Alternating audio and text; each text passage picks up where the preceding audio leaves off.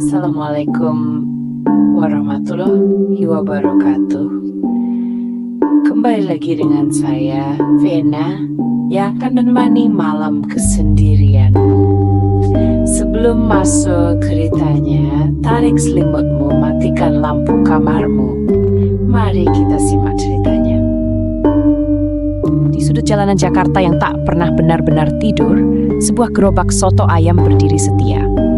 Catnya mengelupas, kayunya mulai lapuk, dan roda besinya berdecit setiap kali didorong. Bagi orang lain itu hanyalah gerobak tua biasa, tapi bagi Pak Sugi, benda itu adalah saksi hidup dari perjuangannya selama 1 dekade terakhir. Setiap malam, ia berdiri di balik uap kuah mendidih, meracik soto dengan tangan terampil, melayani pelanggan yang datang silih berganti. Namun, meskipun usaha ini telah dijalankannya selama 10 tahun, hidupnya tetap saja pas-pasan. Uang yang ia dapat hanya cukup untuk biaya makan sehari-hari dan menyisihkan sedikit untuk istri serta 2 anaknya di desa. Rumah kontrakannya di gang sempit semakin terasa sumpek, dan setiap kali ia melihat gerobaknya yang semakin reyot, ada sesak yang mengendap di dadanya. Kadang, di tengah malam yang lengang, ketika lampu-lampu jalan temaram dan suara klakson kendaraan mulai mereda, Pak Sugi termenung sendiri. Matanya menatap kosong ke dalam mangkuk-mangkuk yang berjejer. Kepalanya dipenuhi pertanyaan yang tak pernah menemukan jawaban. Kenapa rezekiku segini-gini aja? Pertanyaan itu terus berputar di kepalanya, terutama saat ia mendengar cerita tentang pedagang lain yang tiba-tiba sukses, punya warung besar, bahkan bisa membeli rumah di kota. Bagaimana mungkin mereka bisa melesat begitu cepat sementara ia masih berkutat dengan gerobak tua ini? Malam itu, saat sedang membereskan dagangannya, seorang pelanggan terakhir menghampirinya. Seorang pria tua dengan senyum yang terasa aneh, nyaris seperti senyum yang sudah tahu banyak hal. "Kau lelah ya?" tanyanya pelan. Pak Sugi mengangkat kepala, menatap pria itu dengan dahi berkerut. "Ya, namanya juga hidup, Pak." Pria itu terkekeh, lalu mendekat sedikit. Suaranya lirih, "Tis sek. Ada cara, kalau kau mau. Asal berani." Pak Sugi terdiam, jantungnya berdegup sedikit lebih cepat. Di tengah keheningan malam, angin bertiup lebih dingin dari biasanya. Dan saat pria itu pergi, Pak Sugi merasa ada sesuatu yang berubah di udara. Tanpa ia sadari, malam itu adalah awal dari perjalanan yang akan menjerumuskannya ke dalam kegelapan. Malam itu, setelah pria misterius itu pergi, Pak Sugi merasakan sesuatu yang aneh. Seperti ada sesuatu yang membebani pikirannya, membuat dadanya terasa sesak. Kata-kata pria itu terus terngiang di telinganya. "Ada cara, kalau kau mau, asal berani." Pak Sugi mencoba mengabaikannya. Ia pulang ke kontrakannya yang sempit di gang sempit daerah Senen, berbaring di kasur tipisnya, dan mencoba memejamkan mata. Tapi pikirannya tak mau diam. Bayangan kehidupan yang lebih baik, warung soto yang besar, rumah layak untuk keluarganya di desa, anak-anaknya sekolah tinggi, terus menghantui pikirannya. 3 hari berlalu, dan Pak Sugi kembali berdagang seperti biasa. Tapi dalam setiap sendok kuah yang ia tuangkan, ada kegelisahan yang tak bisa ia sembunyikan. Dagangannya tetap laris, tapi hasilnya masih sama. Cukup untuk makan, cukup untuk bertahan, tapi tak pernah lebih. Hingga suatu malam, pria itu kembali. Kali ini, ia tidak langsung memesan soto. Ia hanya duduk di bangku plastik sambil menghisap rokoknya perlahan. "Kau masih memikirkan tawaranku, bukan?" katanya tanpa menoleh. Pak Sugi menghentikan tangannya yang sedang meracik soto. Ia menelan ludah, lalu mengangguk pelan. Pria itu tersenyum. "Ikut aku nanti malam. Aku akan menunjukkan sesuatu." Pak Sugi tak tahu kenapa, tapi kakinya terasa berat untuk menolak. Malam semakin larut saat Pak Sugi mengikuti pria itu ke sebuah tempat di pinggiran kota. Mereka berjalan melewati jalan setapak yang sepi, hanya ditemani suara jangkrik dan angin malam yang menusuk kulit. Semakin jauh mereka melangkah, semakin terasa bahwa tempat ini bukan sekadar tempat biasa. Di depan mereka ada sebuah bangunan tua yang tampak terbengkalai, dikelilingi pohon-pohon besar yang seolah berbisik di tengah angin. Di dalam hanya ada sebuah ruangan kecil yang diterangi lampu minyak. Di sudut ruangan, seorang lelaki tua berambut putih duduk bersila. Matanya tajam, seolah mampu menembus batin seseorang hanya dengan sekali tatap. "Kau ingin rejeki berlimpah?" Suaranya dalam dan serak. Pak Sugi menelan ludah. Ia menoleh pada pria yang membawanya ke sini. Namun yang ia dapatkan hanya senyuman tipis. "Kau harus berani," lanjut lelaki tua itu. Tapi ingat, semua ada harganya. Suasana semakin mencekam. Pak Sugi merasakan keringat dingin mengalir di pelipisnya. Namun di balik ketakutannya ada sesuatu yang lebih kuat, keinginan. Keinginan untuk hidup lebih baik. Keinginan untuk lepas dari kemiskinan. Ia menarik napas dalam-dalam. Apa yang harus saya lakukan? Lelaki tua itu tersenyum. Senyum yang terlalu lebar, terlalu menyeramkan untuk disebut ramah. Malam itu, Pak Sugi melangkah lebih dalam ke jalan yang tak bisa ia putar kembali. Pak Sugi duduk bersila di lantai dingin, napasnya memburu. Lelaki tua berambut putih itu menatapnya lekat-lekat, seolah sedang menilai seberapa besar keinginannya. Kau ingin rezeki berlimpah, warung besar, kehidupan yang tak lagi sengsara? Suara lelaki itu berat, hampir seperti gemuruh dari dalam gua. Pak Sugi mengangguk, menelan ludahnya yang terasa pekat. Tapi kau harus ingat, semua ada harganya, lanjut lelaki tua itu. Bukan hanya kerja keras yang membawa orang ke puncak, tapi keberanian. Keberanian untuk memberi sesuatu kepada yang kasat mata. Angin berembus dingin, membuat nyala lampu minyak bergetar. Sugi merasakan sesuatu yang tak terlihat mulai mengintai mereka. Apa? Apa yang harus saya lakukan? Tanyanya dengan suara gemetar. Lelaki tua itu menyeringai. Dari balik jubah lusuhnya, ia mengeluarkan sebilah pisau kecil dengan ukiran di gagangnya.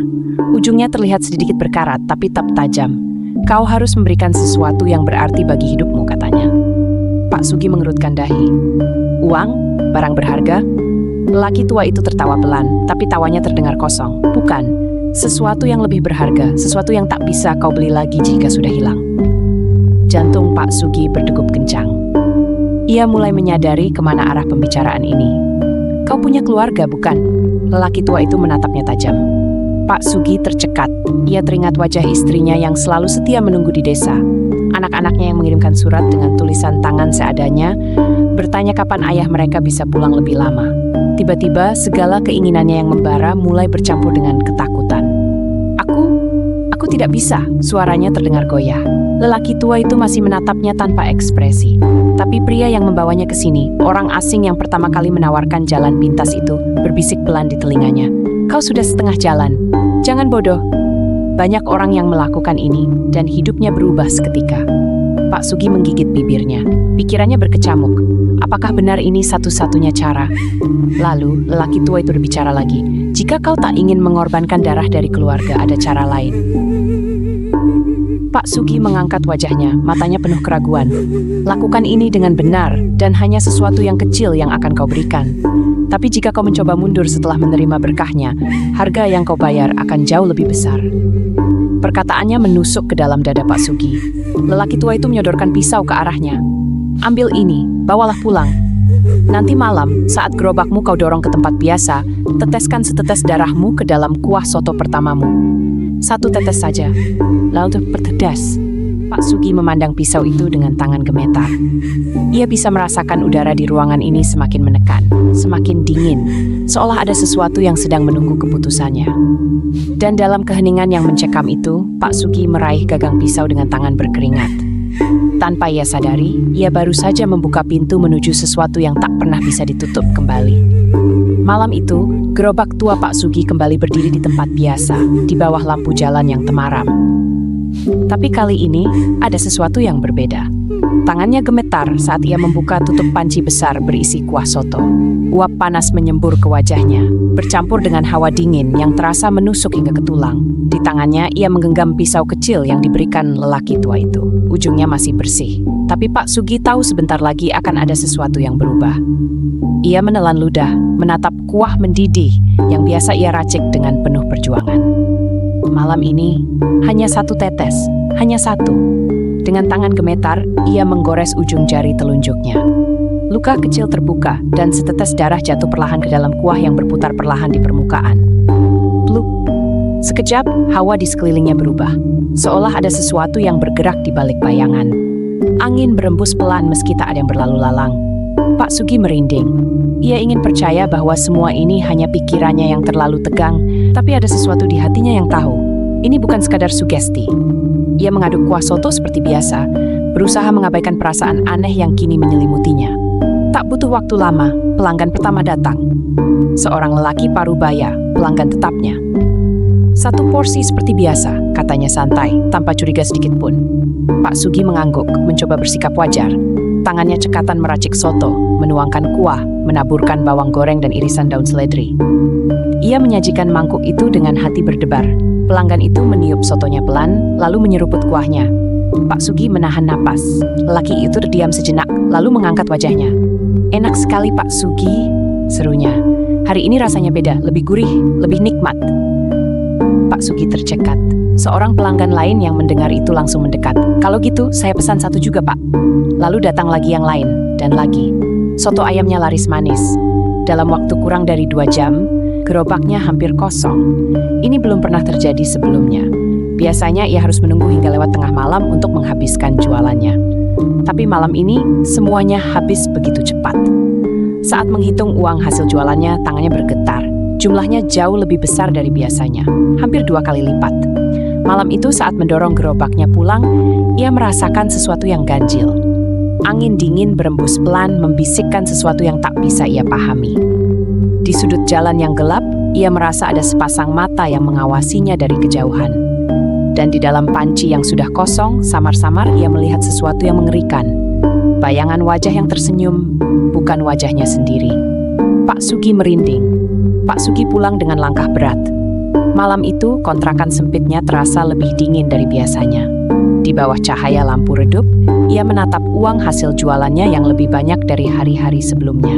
Tangannya meremas lembaran-lembaran rupiah itu, namun dalam hatinya, ia merasa resah.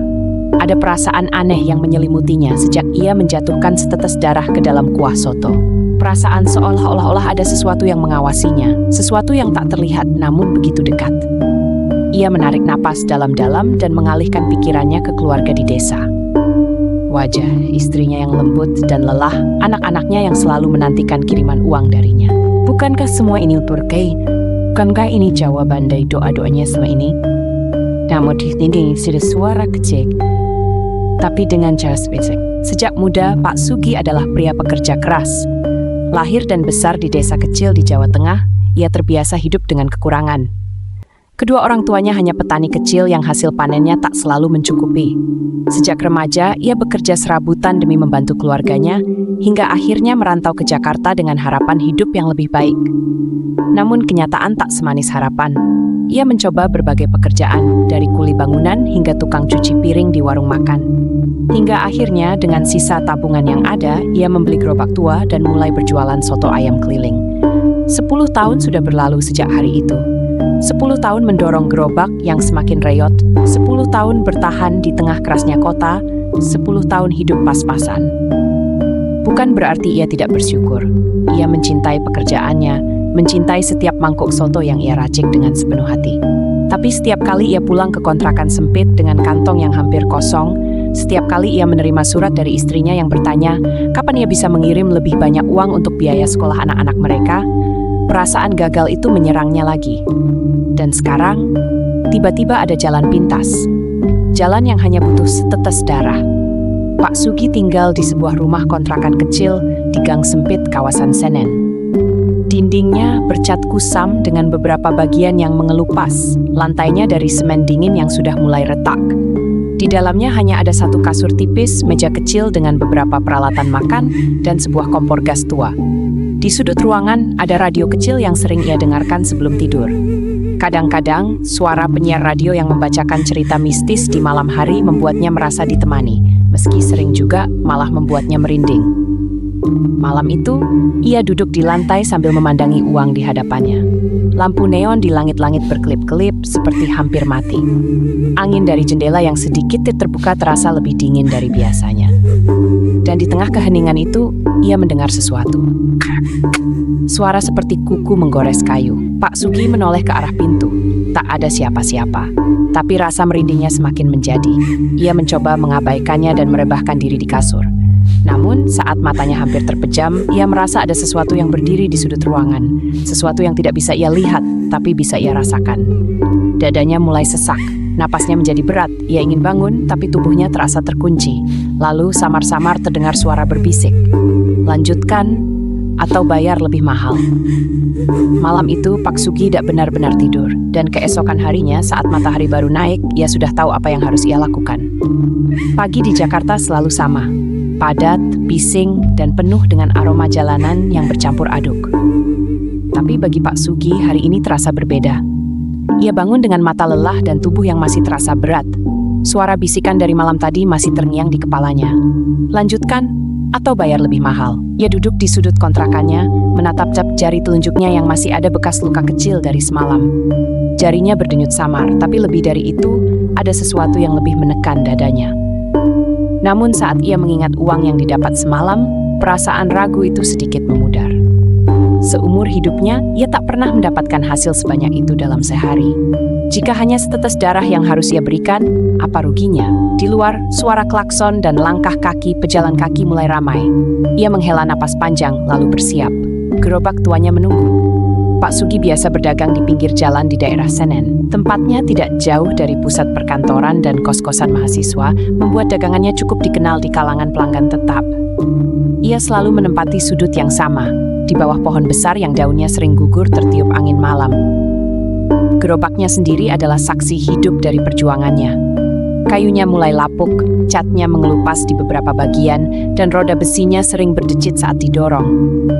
Namun di balik semua itu, gerobak ini sudah seperti rumah kedua baginya. Malam itu, saat ia tiba di tempat biasa, ada sesuatu yang terasa lain. Udara lebih dingin dari biasanya. Langit mendung, meskipun ramalan cuaca tak menyebutkan akan ada hujan. Namun yang paling aneh, tak seperti biasanya, malam ini tak ada kucing liar yang berkeliaran di dekat gerobaknya. Pak Sugi merasa bulu kuduknya meremang, tapi ia mengabaikannya. Ia punya pekerjaan yang harus dilakukan. Pelanggan pertama datang seperti biasa. Seorang mahasiswa dengan wajah lelah memesan soto ayam dengan nasi banyak. Pak Sugi mengiris daging, menyendok nasi, lalu menatap panci kuahnya yang mendidih. Tangannya terhenti sejenak. Ia menoleh ke sekeliling. Jalanan sepi, hanya ada beberapa orang lalu lalang. Perlahan, ia menggenggam pisau kecil yang masih ia simpan di saku celana. Dengan hati-hati ia menggores jari manisnya kali ini. Setetes darah jatuh ke dalam kuah. Plup. Seketika, angin berembus lebih kencang. Lampu jalan yang redup bergetar, seolah hampir padam.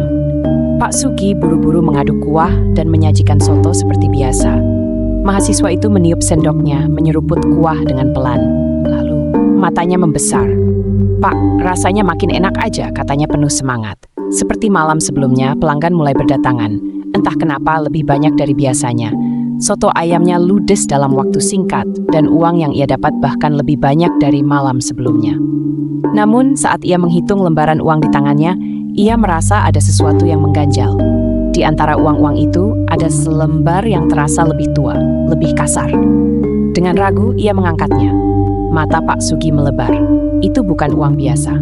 Itu adalah uang kuno, uang yang seharusnya sudah tidak beredar.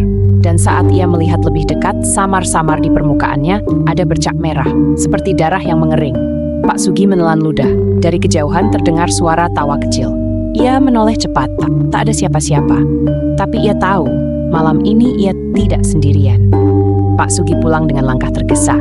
Sesampainya di kontrakan, ia mengunci pintu rapat-rapat lalu duduk di lantai dengan napas memburu. Ia menatap uang di tangannya. Masih ragu apa akan menyimpannya atau membuangnya. Tapi godaan terlalu besar.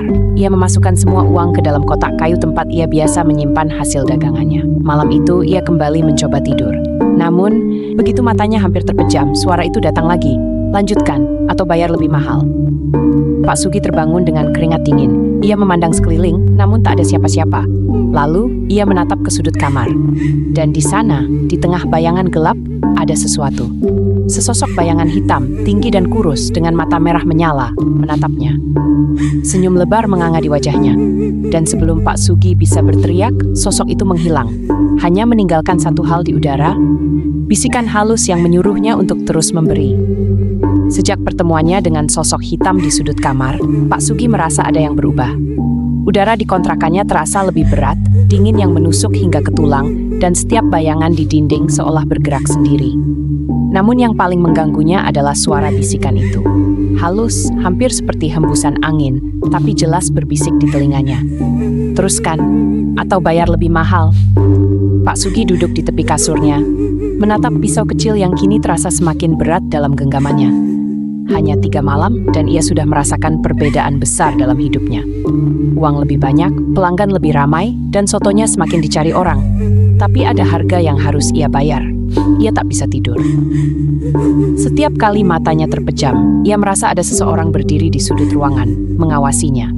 Ia mulai kehilangan nafsu makan. Setiap suapan nasi terasa hambar, setiap tegukan air terasa pahit. Dan yang paling mengerikan, ia mulai merasa bahwa gerobaknya bukan lagi miliknya sepenuhnya. Pak Sugi bukan orang bodoh. Ia tahu ada yang tidak beres. Tapi di satu sisi, ada perasaan yang lebih kuat. Perasaan tamak yang mulai tumbuh di dalam dirinya. Ia selalu bermimpi punya warung sendiri, tak lagi mendorong gerobak tua keliling kota. Ia ingin melihat anak-anaknya sekolah dengan layak. Istrinya tak lagi harus bekerja di sawah untuk membantu biaya hidup mereka. Dan sekarang, untuk pertama kalinya, ia merasa mimpi itu mungkin bisa tercapai. Kalau hanya setetes darah, apa salahnya? Gumamnya sendiri, mencoba meyakinkan dirinya. Tapi jauh di dalam hatinya, ia tahu ini bukan hanya tentang setetes darah. Malam itu, Pak Sugi kembali ke tempat biasa. Langkahnya berat, tapi dorongan untuk terus berjualan lebih kuat. Gerobaknya berdiri tegak di bawah pohon besar di pinggir jalan. Tapi kali ini, ada sesuatu yang aneh. Biasanya, di sekitar tempatnya berjualan, selalu ada kucing liar yang berkeliaran, mengais sisa makanan. Tapi malam ini, tak satu pun terlihat. Tak ada suara jangkrik, tak ada suara kendaraan lewat. Hanya sunyi. Pak Sugi menelan ludah. Tapi, ia tetap membuka pancinya dan mulai menyiapkan dagangannya. Saat pelanggan pertama datang, ia kembali melakukan ritualnya. Luka kecil ia goreskan di jari tengah, dan setetes darah jatuh ke dalam kuah. Plup! Angin dingin langsung berembus. Tapi kali ini ia mendengar sesuatu. Tawa kecil. Bukan suara manusia, tapi lebih menyerupai bisikan dari sesuatu yang tak kasat mata. Pak Sugi merasakan bulu kuduknya meremang, namun ia tetap menyajikan sotonya. Pelanggan pertama menyeruput kuah dengan lahap, lalu tersenyum lebar. "Pak, ini soto paling enak yang pernah saya makan," katanya dengan mata berbinar. Seperti sebelumnya, pelanggan lain mulai berdatangan. Tapi ada satu hal yang membuat Pak Sugi semakin tak nyaman. Malam ini, semua pelanggannya makan dengan terlalu lahap. Ada seorang pria tua yang hampir menelan makanannya tanpa mengunyah. Ada ibu muda yang menyeruput kuah dengan cepat, seolah sangat kehausan. Bahkan seorang anak kecil makan dengan tatapan kosong. Wajahnya pucat, tapi terus menyendok nasi ke mulutnya. Pak Sugi merasa ada yang tidak wajar. Dan saat ia melihat panci kuahnya, ia merasa jantungnya hampir berhenti. Di dalam kuah yang terus berputar oleh sendokan, ia melihat sesuatu. Sebuah wajah. Wajah pucat dengan mata hitam pekat. Tersenyum kepadanya. Pak Sugi buru-buru menutup pancinya, tubuhnya mulai gemetar. Dan untuk pertama kalinya sejak ia memulai ini semua, ia merasa ingin berhenti. Malam itu, Pak Sugi tidak langsung pulang. Ia duduk lama di bangku kayu dekat gerobaknya yang sudah kosong, mencoba menenangkan pikirannya. Ia mulai bertanya-tanya, apa yang sebenarnya ia jual kepada orang-orang? Apakah mereka benar-benar memakan soto ayam seperti biasanya?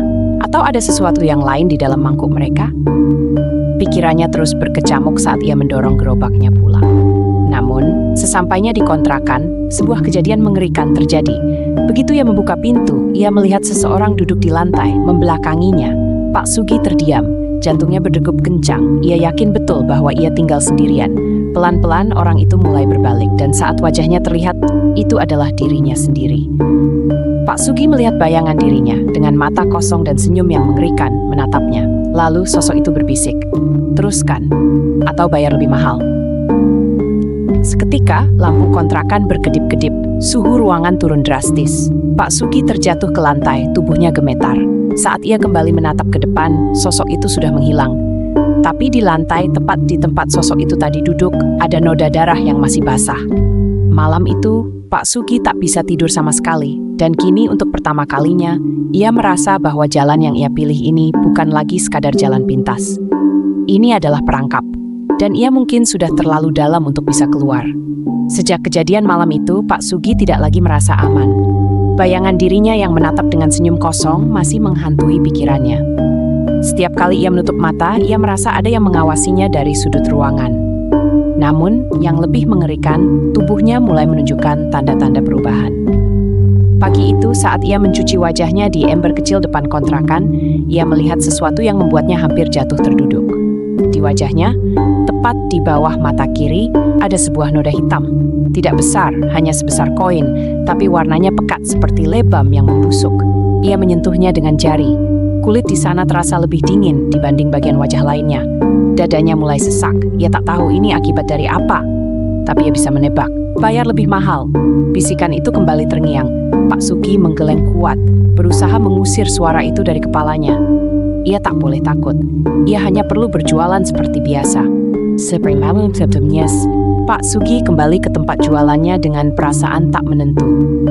Udara malam terasa lebih dingin dari biasanya, meskipun tidak ada tanda-tanda hujan. Ia membuka pancinya, mencelupkan sendok kayu ke dalam kuah yang beruap, dan menatap daging ayam yang sudah ia siapkan. Tapi kali ini daging itu terasa berbeda. Saat tangannya meraba potongan daging yang hendak ia masukkan ke dalam mangkuk, ada sesuatu yang aneh. Dagingnya lebih kenyal, lebih hangat. Dan ketika ia menekan sedikit, ada sesuatu yang bergerak. Pak Sugi menahan napas. Ia memeriksa lebih dekat. Untuk sesaat, ia merasa potongan daging itu berdenyut, seperti ada aliran darah di dalamnya. Jantungnya berdegup kencang. Ia segera menjatuhkan potongan itu kembali ke dalam panci. Plup! Ia melangkah mundur, napasnya memburu. Ia ingin berhenti, tapi pelanggan sudah mulai berdatangan. Dengan tangan gemetar, ia tetap menyajikan sotonya. Pelanggan pertama mengambil suapan pertama, kemudian yang kedua. Tapi kali ini ada sesuatu yang membuat Pak Sugi nyaris menjerit. Setelah beberapa suapan, pelanggan itu tiba-tiba berhenti makan. Ia menatap kosong ke depan, matanya membesar. Kemudian dengan gerakan perlahan, ia mulai menekan perutnya sendiri, seperti merasakan sesuatu bergerak di dalamnya. Lalu dari sudut bibirnya, cairan kental kehitaman mulai mengalir. Pak Sugi membeku. Orang itu mendongak dan tersenyum kepadanya, senyuman yang sama seperti yang ia lihat di bayangan dirinya malam itu. Dan tanpa berkata apa-apa, pelanggan itu bangkit, berjalan menjauh, dan menghilang ke dalam gelapnya gang. Tak ada yang menyadarinya, tak ada yang peduli. Tapi Pak Sugi tahu ada sesuatu yang salah. Malam itu, Pak Sugi tidak langsung pulang. Ia terduduk lama di pinggir jalan, pikirannya kosong. Ia ingin berhenti. Ia ingin mengakhiri semua ini. Tapi bisikan itu terus datang. Teruskan, atau bayar lebih mahal. Begitu ia akhirnya pulang ke kontrakan, tubuhnya terasa lebih lelah dari biasanya. Ia duduk di atas kasur tipisnya, menatap dinding yang mulai terlihat lebih kusam. Kemudian, lampu kontrakan berkedip-kedip. Dan ia mendengar suara, bukan bisikan kali ini, tapi suara gerobaknya. Pak Sugi menoleh ke arah pintu. Dari balik jendela kecil, ia bisa melihat gerobaknya yang terparkir di luar.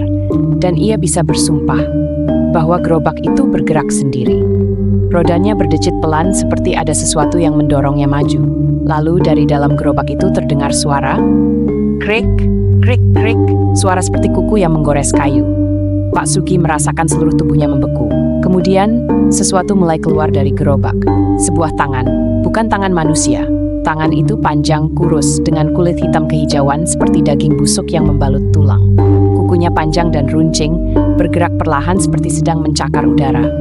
Pak Sugi ingin berteriak, tapi suaranya tercekat. Tangan itu mencengkram sisi gerobak dan sesuatu mulai muncul dari dalamnya. Sebuah wajahnya hitam legam dengan mata yang kosong dan mulut yang menganga lebar mengeluarkan suara napas berat. Dan sebelum Pak Sugi bisa melakukan sesuatu, sosok itu menoleh langsung ke arahnya.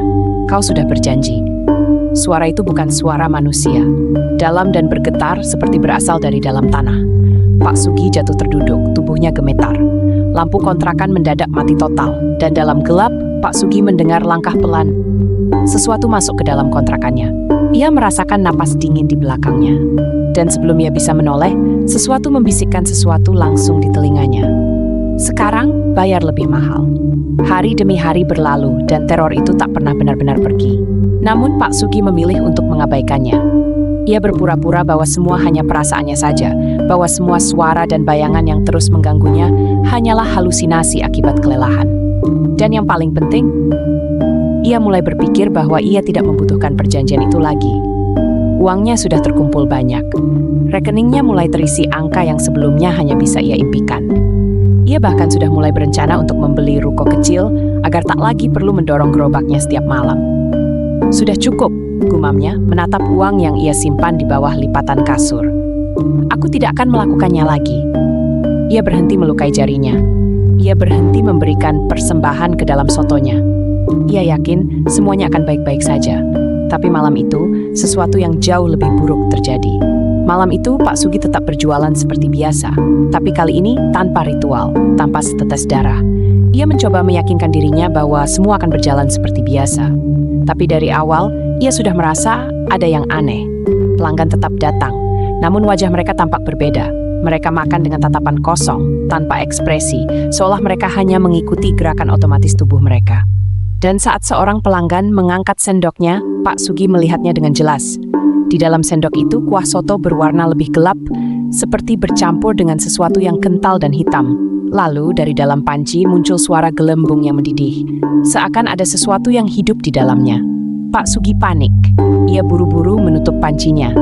Dan saat ia menoleh ke arah pelanggan-pelanggannya, semua mata tertuju kepadanya, tanpa ekspresi, tanpa berkedip. Seorang ibu tua menelan makanannya, lalu tersenyum lebar. Giginya hitam pekat. "Pak Sugi, kenapa berhenti?" bisiknya dengan suara parau. Pak Sugi mundur selangkah, namun sebelum ia bisa berkata apa-apa, tiba-tiba semua pelanggan mulai muntah bersamaan. Cairan hitam pekat mengalir dari mulut mereka, deras seperti darah busuk. Beberapa mulai menggeliat di tanah, sementara yang lain mencakar leher mereka sendiri, seolah ada sesuatu yang ingin keluar dari tubuh mereka. Pak Sugi terperangah, tubuhnya gemetar hebat. Kemudian sesuatu menggigit tubuh, tangan kurus dingin dengan kuku tajam. Sok itu, makhluk yang pernah muncul dari gerobaknya, kini berdiri tepat di belakangnya, membungkuk dengan senyum lebar. Matanya hitam, kosong, dan napasnya dingin seperti angin kematian. "Kau ingkar janji, maka kau harus membayar lebih." Pak Sugi ingin berteriak, tapi tenggorokannya tercekat. Ia hanya bisa mundur, tapi makhluk itu semakin mendekat. Lalu sesuatu yang lebih mengerikan terjadi. Dari dalam tubuh para pelanggan yang menggeliat kesakitan, sesuatu keluar dari perutnya. Tangan-tangan kecil, hitam dengan kuku panjang, merayap keluar dari dalam tubuh mereka seperti makhluk yang lahir dari kegelapan. Mereka tertawa, tawa kecil dan menyayat. "Bayar lebih mahal, bayar lebih mahal, bayar lebih mahal." Pak Sugi menjerit. Ia berlari meninggalkan gerobaknya, meninggalkan semua itu. Tak peduli lagi dengan uang, tak peduli lagi dengan impian membuka warung. Ia hanya ingin selamat. Pak Sugi mengunci pintu kontrakannya rapat-rapat malam itu. Napasnya masih memburu, tubuhnya gemetar.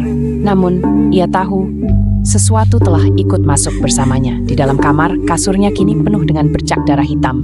Cermin di dinding mulai berembun dengan uap hitam pekat.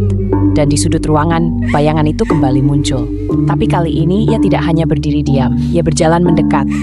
Pak Sugi merangkak mundur, menekan tubuhnya ke dinding. Bayangan itu kini tepat di hadapannya.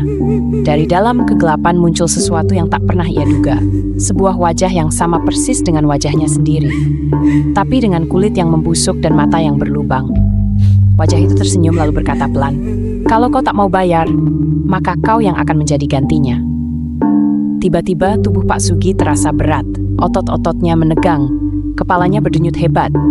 Lalu dari perutnya sendiri, ia mulai merasakan sesuatu yang bergerak di dalamnya, seperti ada sesuatu yang merayap, menggeliat, ingin keluar. Dan kali ini ia tidak bisa lari. Harga yang tak bisa dihindari Pak Sugi meronta, tubuhnya bergetar hebat. Sesuatu di dalam perutnya bergerak liar, merayap di balik kulitnya, seolah mencari celah untuk keluar. Ia ingin berteriak, tapi tenggorokannya terasa tersumbat sesuatu yang kental dan panas. Darah pekat bercampur lendir mengalir keluar dari mulutnya, membuatnya terbatuk-batuk. Di depannya, sosok yang menyerupai dirinya sendiri hanya berdiri dan tersenyum. "Kau sudah menikmati hasilnya, tapi kau menolak membayar," bisiknya. Pak Sugi mencengkeram perutnya sendiri, merasakan sesuatu yang mulai mendesak dari dalam.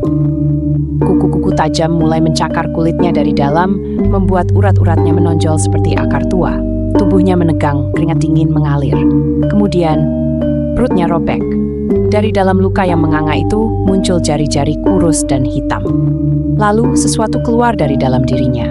Makhluk kecil dengan wajah seperti tengkorak, matanya berlubang hitam, mulutnya penuh gigi tajam. Ia merangkak keluar dengan tawa nyaring, menggeliat di atas tubuh Pak Sugi yang kini kejang-kejang dalam penderitaan. Pak Sugi mencoba menepisnya, tapi tubuhnya sudah terlalu lemah. Makhluk itu menempelkan wajahnya ke telinga Pak Sugi dan berbisik, "Kau adalah persembahan terakhir. Keesokan paginya, warga sekitar menemukan gerobak soto ayam Pak Sugi masih terparkir di tempat biasa. Tapi anehnya, tak ada tanda-tanda pemiliknya. Panci masih penuh dengan kuah, mangkuk-mangkuk tertata rapi. Namun ada sesuatu yang membuat warga bergidik ngeri. Di samping gerobak itu, di atas tanah yang becek, terdapat bercak darah hitam yang mengarah ke sebuah gang sempit. Seperti ada sesuatu yang diseret ke dalam kegelapan. Tak ada yang berani mengikuti jejak itu. Dan sejak hari itu Pak Sugi menghilang. Tak ada yang pernah melihatnya lagi. Namun, setiap malam ada satu hal yang tetap terjadi. Di sekitar gang tempat ia biasa berjualan, terdengar suara gerobak yang berdecit perlahan, seolah seseorang sedang mendorongnya. Dan bagi mereka yang cukup berani untuk mendekat, mereka mengaku pernah melihat sosok seorang pria paruh baya tering. Namun saat mereka menatap wajahnya lebih lama, ia tak memiliki mata, hanya lubang hitam mengah. Dan dari mulutnya yang penuh darah terdengar bisikan, "Mau soto, Nak?"